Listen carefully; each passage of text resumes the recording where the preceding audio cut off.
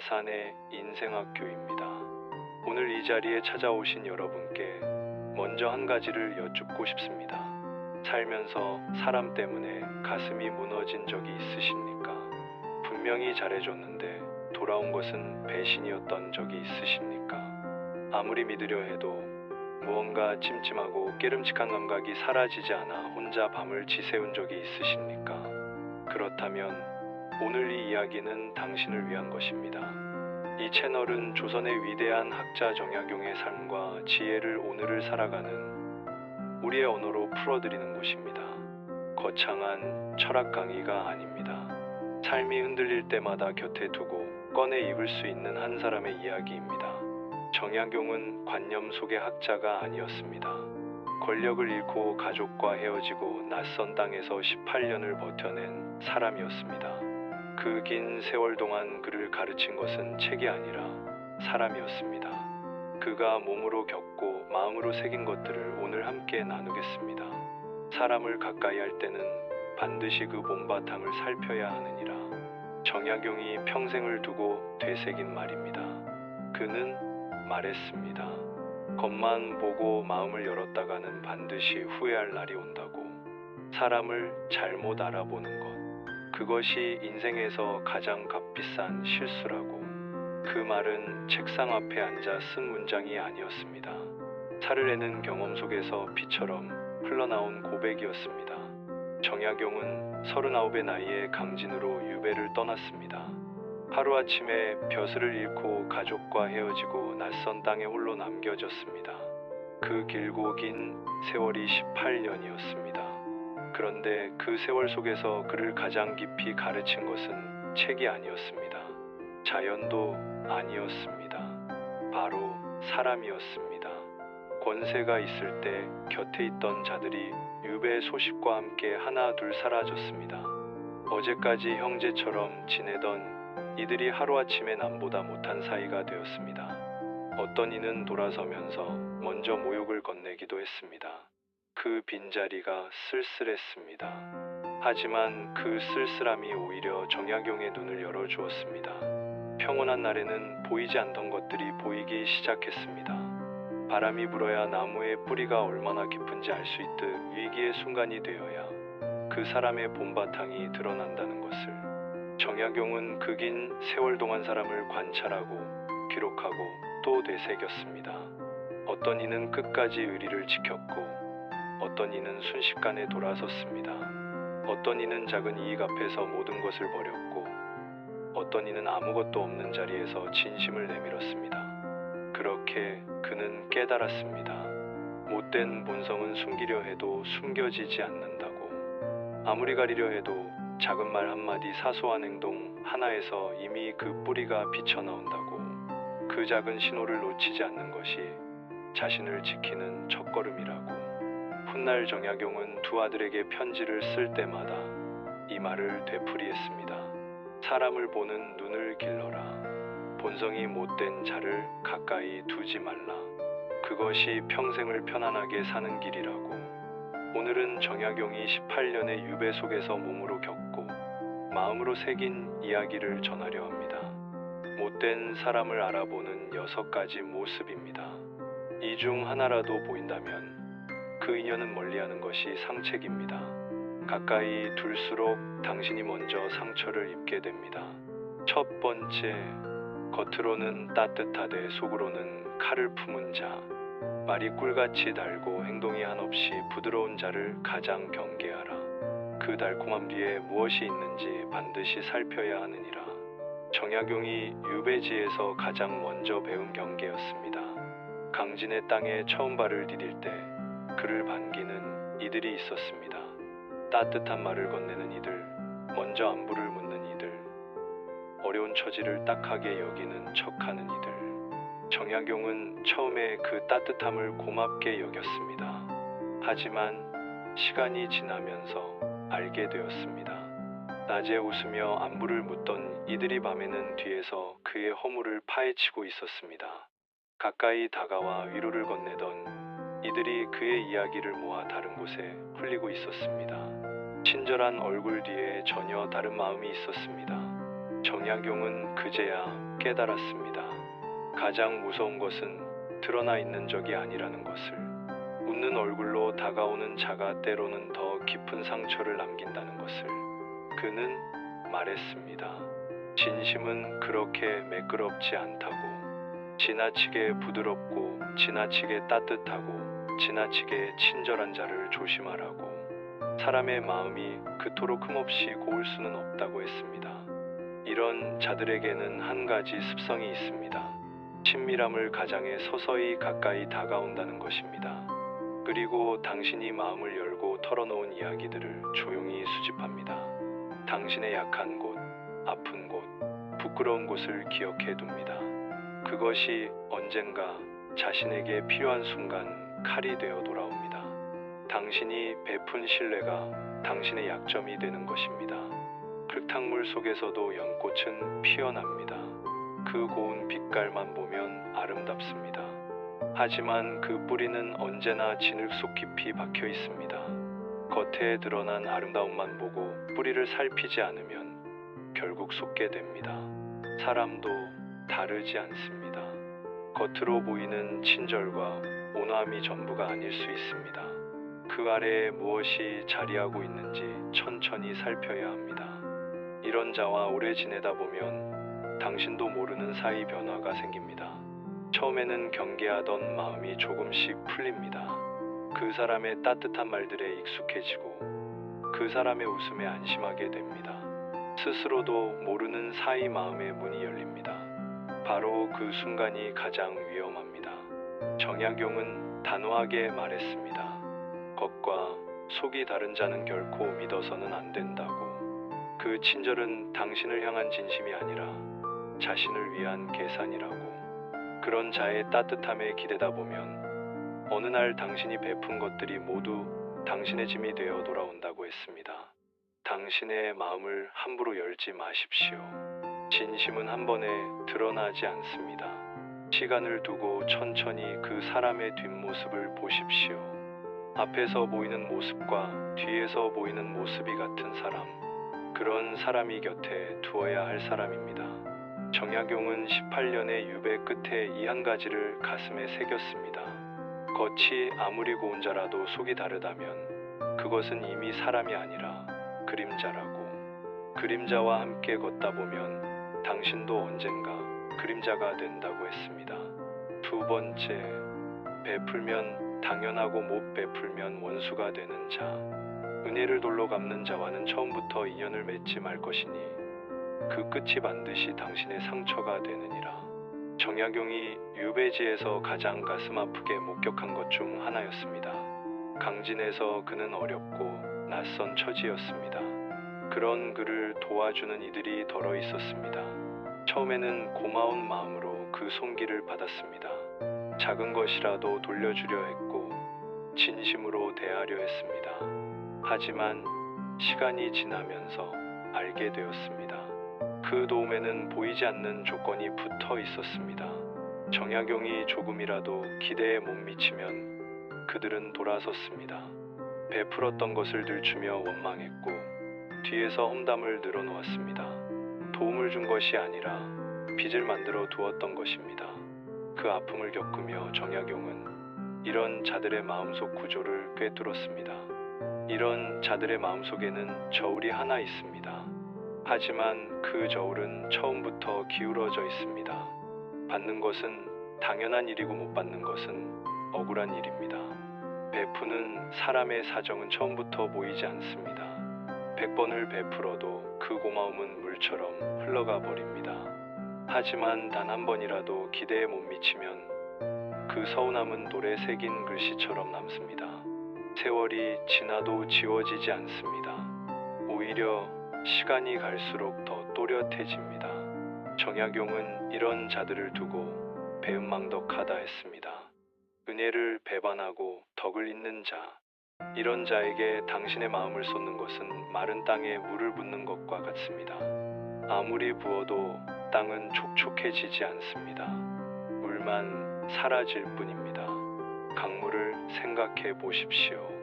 강물은 쉬지 않고 흘러 바다로 들어갑니다. 사계절이 바뀌어도 가물어도 넘쳐도 강물은 멈추지 않고 바다를 향합니다. 하지만 바다는 한 번도 강물에게 고맙다 하지 않습니다. 그저 받을 뿐입니다. 이런 자와의 관계가 꼭 그러합니다. 당신은 끊임없이 흘려보내고 상대는 끊임없이 받습니다. 고마움도 없고 돌아오는 것도 없습니다. 그러다 어느 날 당신이 더 이상 흘려보낼 것이 없어지면 그제야 원망이 돌아옵니다. 당신이 아무리 채워도 결코 차지 않는 그릇이 있습니다. 밑 빠진 그릇입니다. 그릇을 채우려 애쓰는 사이 정작 당신의 마음이 먼저 텅 비어갑니다. 당신의 온기가 먼저 식어갑니다. 정약용은 아들들에게 편지를 쓸 때마다 이 말을 빠뜨리지 않았습니다. 고마워할 줄 모르는 자에게는 처음부터 마음을 열지 말라고. 시작이 잘못된 관계는 그 끝도 반드시 상처로 맺힌다고. 인연을 맺기 전에 그 사람이 은혜를 아는 자인지 먼저 살피라고 당부했습니다. 이런 자를 멀리하는 것이 차갑다고 느끼는 분도 있을 것입니다. 조금 더 기다리면 달라지지 않을까 하는 마음이 드는 것도 이해합니다. 하지만 정약용은 말했습니다. 본성은 쉽게 바뀌지 않는다고. 받는 것을 당연하게 여기며 자란 마음은 시간이 지나도 달라지지 않는다고 했습니다. 씨앗이 자라는 방향은 처음부터 정해져 있습니다. 햇빛을 향해 자라는 씨앗은 언제나 햇빛을 향합니다. 어둠 속에서 뿌리 내린 씨앗은 오랜 시간이 지나도 어둠 속에 머뭅니다. 사람의 본성도 다르지 않습니다. 이런 자를 일찍 알아보고 거리를 두는 것, 그것은 냉정한 선택이 아닙니다. 자신을 지키는 가장 따뜻한 선택입니다. 당신의 마음은 그 온기를 받을 자격이 있는 사람에게 닿아야 합니다. 정약용은 말했습니다. 주는 자와 받는 자가 늘 같다면 그것은 관계가 아니라 소진이라고. 진정한 관계는 서로가 서로에게 강물이 되어주는 것이라고 했습니다. 세 번째, 자신의 허물 앞에서 끝내 눈을 감는 자. 자신의 허물을 보지 못하는 자는 남의 허물만 크게 보느니라. 스스로를 돌아볼 줄 아는 것이 사람됨의 시작이다. 정약용이 벼슬길에서 가장 답답하게 여긴 부류가 있었습니다. 조정에 있는 동안 그는 수많은 관리들을 곁에서 지켜보았습니다. 일이 잘 풀리면 누구보다 먼저 나서서 자신의 공을 말하는 자들이었습니다. 하지만 일이 어긋나면 반드시 누군가를 찾았습니다. 자신 아래에 있는 자, 자신보다 약한 자, 말할 힘이 없는 자를 탓했습니다. 스스로의 잘못은 그 어디에도 없었습니다. 정약용은 그것을 보며 생각했습니다. 저 사람은 평생 나아지지 못할 것이라고. 자신의 허물을 보지 못하는 자는 같은 자리를 맴돌 수밖에 없다고. 사람은 실수를 통해 배웁니다. 넘어진 자리를 돌아봐야 왜 넘어졌는지 알 수 있습니다. 그 자리를 살피지 않고 그냥 일어서면 같은 돌부리에 또 걸려 넘어집니다. 반성이 없으면 배움도 없고 배움이 없으면 성장도 없습니다. 그런데 이런 자들은 넘어진 자리를 보지 않습니다. 대신 그 돌부리를 다른 사람이 놓아두었다고 말합니다. 세상이 잘못되었다고 말합니다. 때가 나빴다고, 운이 없었다고 말합니다. 자신이 서 있는 곳은 끝내 돌아보지 않습니다. 정약용은 말했습니다. 허물을 인정하는 것이 부끄러운 일이 아니라고. 오히려 허물을 끝내 인정하지 못하는 것이 진정으로 부끄러운 일이라고. 자신을 돌아볼 줄 아는 사람만이 비로소 더 나은 자리로 나아갈 수 있다고 했습니다. 나무를 생각해 보십시오. 겉으로 보면 무성하고 튼튼해 보이는 나무도 뿌리가 썩으면 결국 쓰러집니다. 아무리 가지가 넓게 뻗어도, 아무리 잎이 무성해도 뿌리가 병들면 그 끝은 정해져 있습니다. 자신의 허물을 돌아보지 않는 삶이 꼭 그러합니다. 겉은 그럴듯해 보여도 안쪽에서부터 천천히 무너져 내립니다. 더 무서운 것은 따로 있습니다. 이런 자 곁에 오래 있으면 당신이 그 허물의 자리를 대신하게 된다는 것입니다. 일이 잘못되면 그 사람은 반드시 탓할 곳을 찾습니다. 그리고 가장 가까이 있는 사람이 그 자리가 됩니다. 당신이 잘못한 것이 없어도 당신이 그 자리에 있었다는 것만으로 충분합니다. 그렇게 억울한 누명이 씌워집니다. 처음에는 작은 일이었습니다. 하지만 그것이 반복되다 보면 어느 순간 당신은 그 관계 속에서 늘 잘못한 사람이 되어 있습니다. 자신도 모르는 사이 그 자리에 길들여지는 것입니다. 정약용은 유배 생활 내내 이런 일을 목격했습니다. 아무 잘못도 없는 이들이 힘 있는 자의 허물을 대신 짊어지는 모습을, 그 억울함이 쌓이고 쌓여도 아무도 들어주지 않는 현실을, 그 아픔을 보며 정약용은 아들들에게 편지를 썼습니다. 자신의 잘못을 남에게 돌리는 자와는 결코 큰 일을 함께하지 말라고.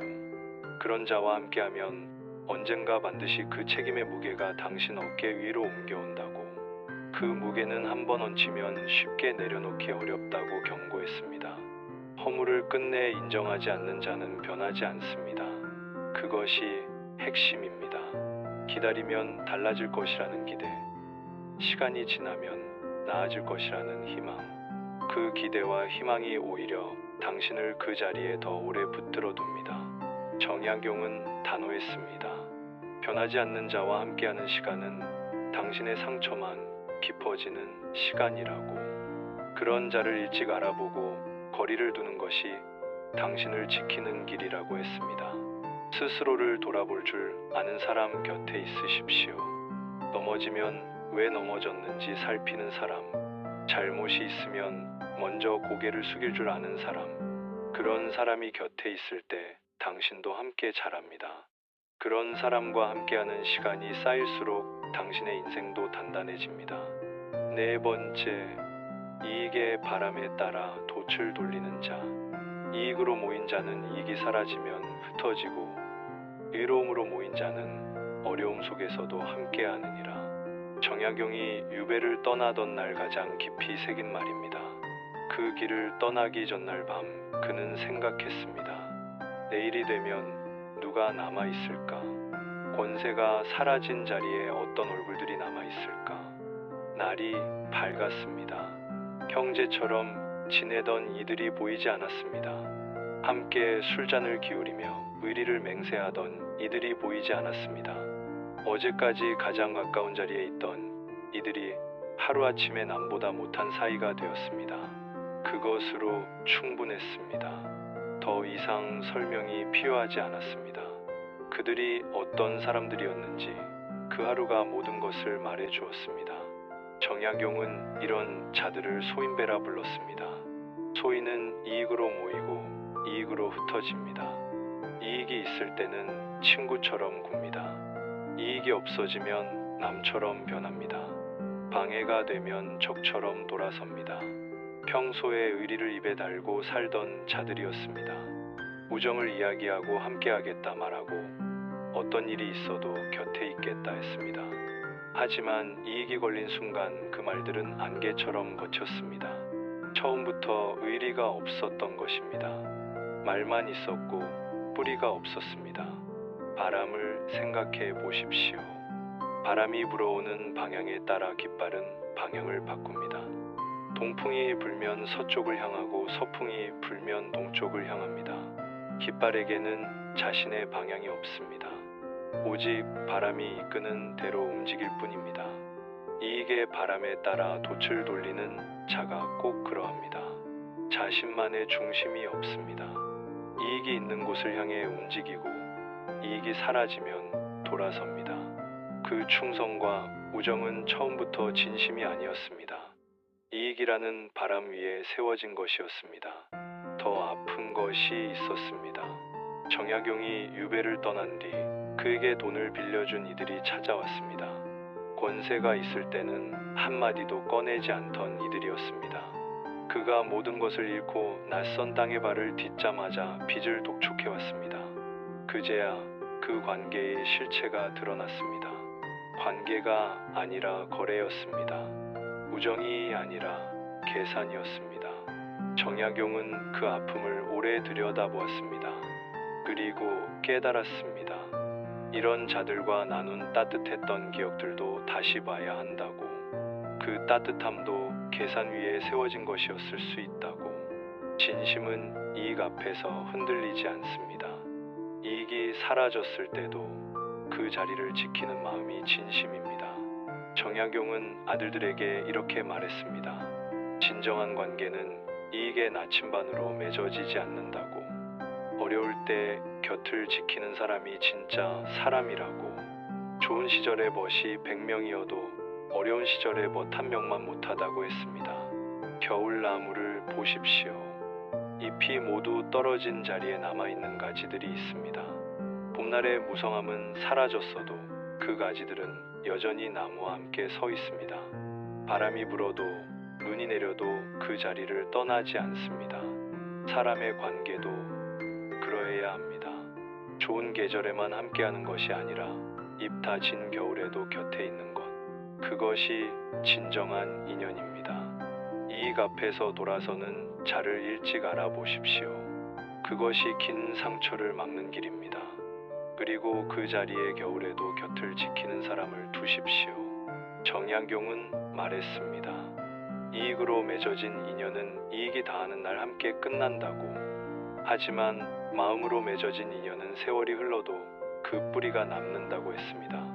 5번째, 힘없는 자를 발 아래 두는 자.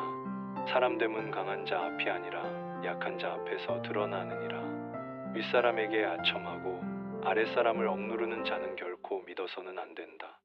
정약용이 벼슬길에서 가장 많이 목격한 부류가 있었습니다. 조정에 있는 동안 그는 이런 자들을 수없이 보았습니다. 높은 자 앞에서는 허리가 꺾이도록 굽실거리는 자들이었습니다. 권세 있는 자의 말이라면 무엇이든 고개를 끄덕였습니다. 그 얼굴에는 늘 웃음이 걸려 있었고 그 목소리는 늘 부드러웠습니다. 하지만 돌아서는 순간이 달랐습니다. 자신보다 낮은 자 앞에서는 어깨에 힘이 들어갔습니다.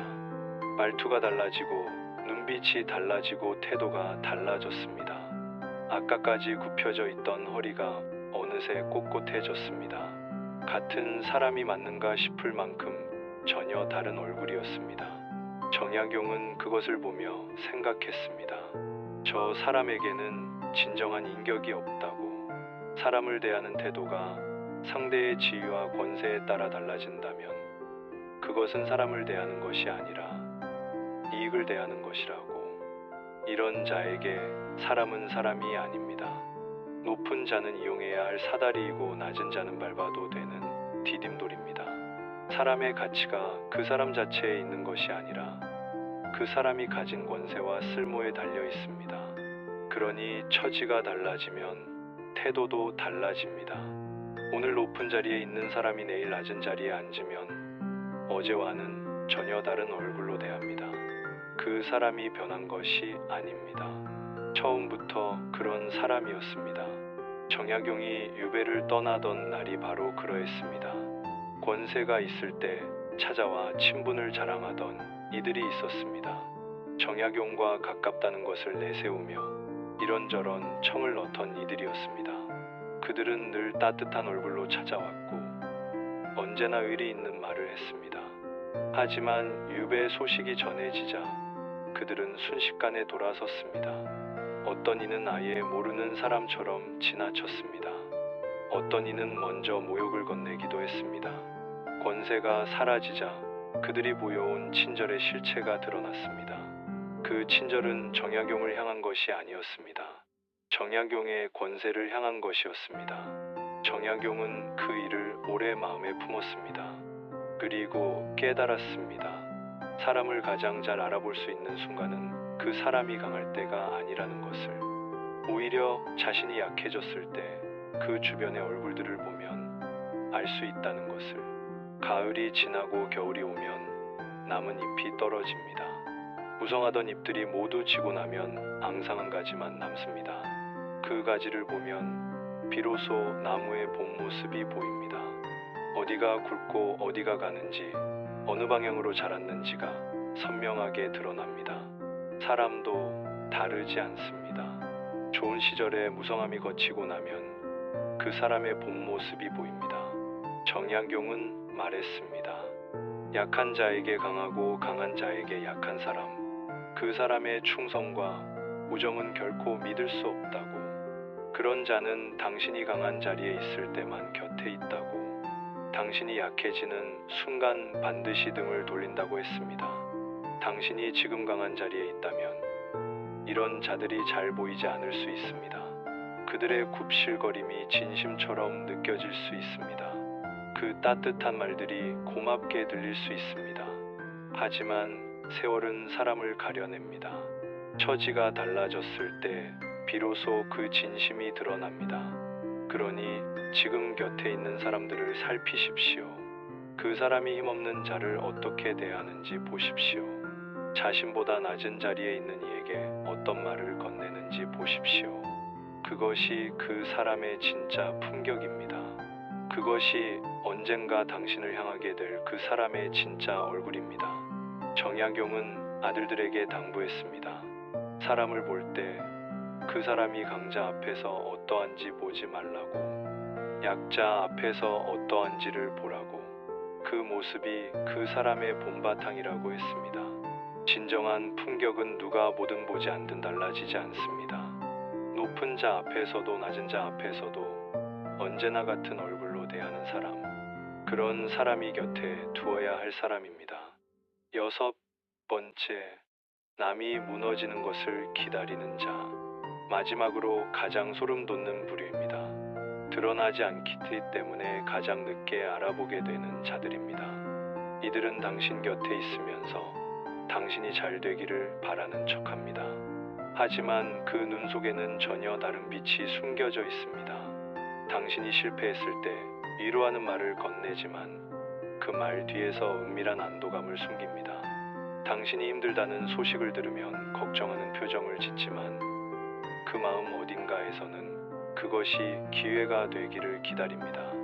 당신의 무너짐이 자신의 올라섬이 될 수 있다고 계산하는 자들입니다. 정약용은 유배지에서 이런 자들을 가장 오래 관찰했습니다. 그리고 말했습니다. 이런 자들은 당신의 성공을 진심으로 기뻐하지 못한다고. 당신이 빛날수록 그들의 얼굴은 어두워진다고. 처음에는 알아보기 어렵습니다. 그들은 겉으로는 언제나 당신 편인 척합니다. 응원의 말을 아끼지 않고 함께 기뻐하는 표정을 짓습니다. 하지만 그 진심은 당신의 눈을 통해서가 아니라 당신이 어려워졌을 때 그들의 행동을 통해서만 알 수 있습니다. 당신이 실패했을 때 더 적극적으로 다가오는 사람이 있다면 살피십시오. 당신의 아픔을 필요 이상으로 들여다보려는 사람이 있다면 살피십시오. 위로라는 이름 아래 당신의 가장 깊은 상처를 수집하려는 자가 있다면 반드시 살피십시오. 정약용은 말했습니다. 진정으로 당신을 아끼는 사람은 당신이 잘 되기를 바라면서 동시에 당신보다 잘 되기를 바라지 않는 마음이 없는 사람이라고. 당신의 성공을 자신의 일처럼 기뻐할 수 있는 사람. 당신이 높아질수록 함께 기뻐하며 더 높은 곳으로 밀어줄 수 있는 사람. 그런 사람이 곁에 있어야 한다고 했습니다. 이 6부류의 공통점이 있습니다. 겉과 속이 다르다는 것입니다. 말과 행동이 다르다는 것입니다. 좋은 시절의 모습과 어려운 시절의 모습이 다르다는 것입니다. 정약용은 말했습니다. 사람의 본바탕은 평온한 날이 아니라 바람이 불고 비가 내리는 날 드러난다고. 그 폭풍 속에서 곁을 지키는 사람이 진짜 사람이라고. 그런 사람 하나를 얻는 것이 1000명의 평시벗을 얻는 것보다 낫다고 했습니다. 인연을 끊는 것은 배신이 아니라 지혜입니다. 여기까지 이야기를 들으신 분들 중에는 이런 마음이 드시는 분도 있을 것입니다. 그래도 정을 떼기가 쉽지 않다고. 그래도 오래 알아온 사람인데 어떻게 멀리하느냐고. 그 마음 충분히 이해합니다. 사람의 정이란 그런 것이니까요. 하지만 정약용은 그것에 대해서도 분명하게 말했습니다. 나를 병들게 하는 인연을 끊는 것은 냉정한 것이 아니라고. 오히려 그것이 스스로를 사랑하는 방법이라고. 못된 자와 계속 함께하는 것은 의리가 아니라 스스로에 대한 배신이라고 했습니다. 당신이 물이라면 담기는 그릇에 따라 모양이 달라집니다. 맑은 그릇에 담기면 맑아지고 흐린 그릇에 담기면 흐려집니다. 사람도 다르지 않습니다. 누구와 함께 하느냐가 당신이 어떤 사람이 되느냐를 결정합니다. 못된 자 곁에 오래 있으면 당신도 모르는 사이 당신이 변합니다. 그 사람의 말투를 닮아가고 그 사람의 시각을 닮아가고 그 사람의 방식을 닮아갑니다. 그것이 가장 무서운 일입니다. 정약용은 말했습니다. 좋은 사람 곁에 있으면 향기가 스며들고 못된 사람 곁에 있으면 탁함이 스며든다고. 그 스며들면 느리고 조용해서 당신 스스로도 알아차리기 어렵다고 했습니다. 그러니 인연을 가려야 합니다. 당신의 에너지를 쏟을 사람을 신중하게 골라야 합니다. 인생은 길지 않습니다. 당신의 시간과 마음은 한정되어 있습니다. 그 소중한 것들을 당신을 진심으로 아끼는 사람에게 쏟아야 합니다. 정약용은 18년의 유배를 마치고 돌아와 이 한 가지를 가장 먼저 아들들에게 전했다고 합니다. 살면서 사람보다 중요한 것은 없다고. 하지만 사람보다 무서운 것도 없다고. 그러니 사람을 볼 때는 그것이 아니라 그 봄바탕을 보라고. 그리고 봄바탕이 고든 사람 하나를 곁에 두는 것이 평생의 복이라고 했습니다. 오늘 이야기가 당신의 마음 어딘가에 작은 불씨가 되었으면 합니다. 지금 곁에 있는 사람들을 다시 한번 들여다보십시오. 당신에게 진심인 사람이 누구인지, 당신의 어려운 시절에도 곁을 지켜준 사람이 누구인지, 그 사람에게 오늘 전화 한 통 해보십시오. 그것이 정약용이 우리에게 전하는 가장 따뜻한 당부일 것입니다. 오늘도 다산의 인생학교를 찾아주셔서 진심으로 감사합니다. 이 채널은 정약용의 삶과 지혜를 오늘의 언어로 전해드리는 곳입니다. 거창하지 않습니다. 다만 삶이 흔들릴 때마다 잠시 멈추어 서서 이 이야기를 떠올릴 수 있다면 그것으로 충분합니다.